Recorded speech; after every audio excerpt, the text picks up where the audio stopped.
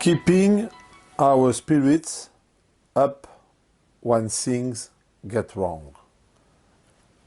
There are times in life that are difficult and that put us in states of anxiety, fear, anger or stress. During these moments, our negative emotions overwhelm us and it's difficult for us to act. Our attitude towards these events is entirely up to us. Yes, it is up to us. We are not solely responsible for everything around us, society, pollution, or social exploitation. But we are responsible for the way we react to external stimuli. Between the moment when these stimuli affect us and our reaction, there is a time that allows us to choose our attitude, our behavior. When we become aware of the existence of this time, we extend our freedom because we have a range of options. To change our instinctive habits, there is a real learning process to be undertaken to free ourselves from our conditioning and limiting beliefs. I would like to propose a few considerations to be integrated into our reflections to keep our spirits up when we are facing with situations where everything goes wrong. These considerations are based on my experience and research. They are only of value to me, but they may perhaps inspire you. I have declined them in a certain order because the attitude to be developed is a result of very precise sequences. This is why there is a regular training work to be practiced to learn how to choose one option rather than another one. It is a matter of creating a kind of ritual that could become, with practice, a positive habit that would start when complicated situations come up.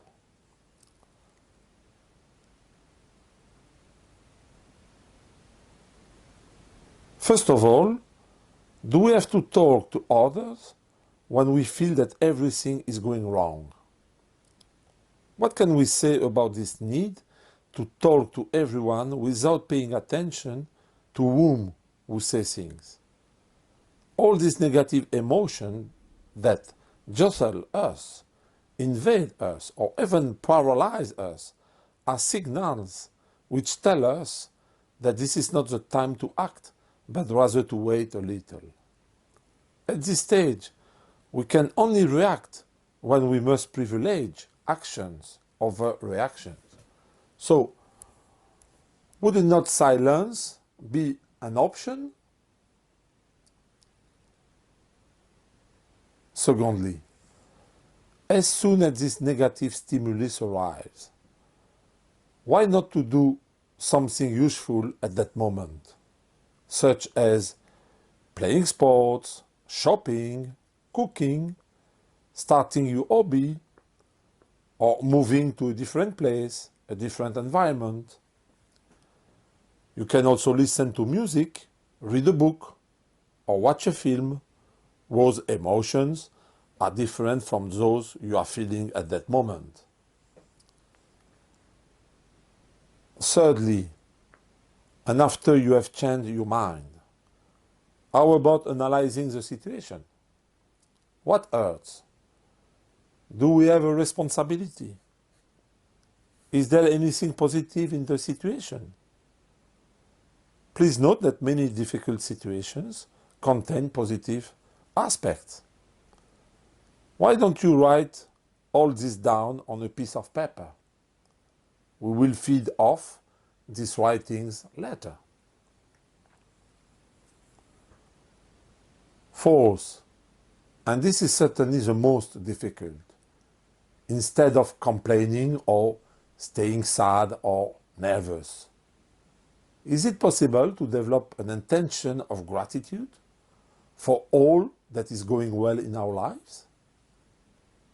This will enable us to act better on what is going wrong. Is anyone capable of wanting to give happiness to others? This approach is to be experimented and practiced. Fifthly, it's only after this step that we must take the time to consider our action. How do we go about it? I propose a visualization exercise.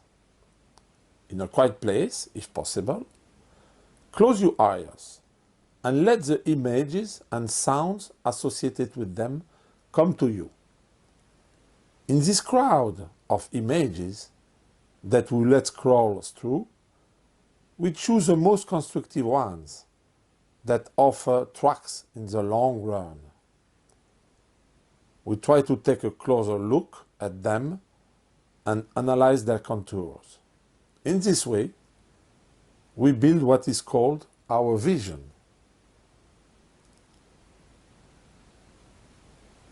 Six, now it's time to take action. Since we have seen where we want to go, we are going to think about how to get there, with whom, how fast, and so on. In other words, we have to integrate the contextual elements and think about the actions to be taken, trying to be creative. What are the actions that could have a leverage effect in resolving the issues we are facing? By taking action and persevering, we leave the problems and enter into the solutions. Seventh, after our action and not our reactions, it might be useful to evaluate the results obtained. What is the role of our determination, our pugnacity, our dynamism in the success achieved? You will be proud if this role is great. If we haven't achieved the desired success, let's start again and persevere after analyzing. I would like to add that after contraction comes expansion.